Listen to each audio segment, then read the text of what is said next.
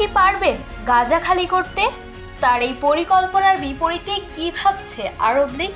তাহলে চলুন দেখে আসি প্রতিবেদন কি বলে।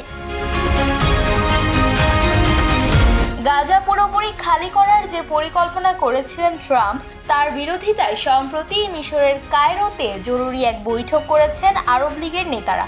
এছাড়া ফিলিস্তিনিদের অধিকার রক্ষা ও গাজাকে বাসযোগ্য করার বিষয়েও আলোচনা উঠেছে বৈঠকে। ফিলিস্তিনিদের রেখে গাজা পুনর্গঠনের একটি পরিকল্পনা করেছে মিশর। আরব সম্মেলনে এটি উপস্থাপন করা হবে বলে জানিয়েছেন দেশটির পররাষ্ট্রমন্ত্রী বদর আবদেলাতি। এ বিষয়ে সম্প্রতি এক সংবাদ সম্মেলন করেন তিনি।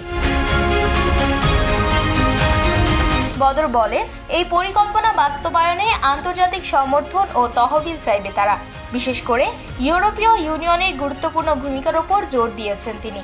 বদর আরও জানান, আরব সম্মেলনে পরিকল্পনাটি অনুমোদিত হলে বড় দাতা দেশগুলোর সাথে তাদের আলোচনা শুরু হবে। এর আগে ট্রাম্প গাজার ফিলিস্তিনিদের অন্যত্র সরিয়ে নেয়ার একটি প্রস্তাব দিয়েছিলেন, তবে আরব দেশগুলো এর তীব্র বিরোধিতা করেছে।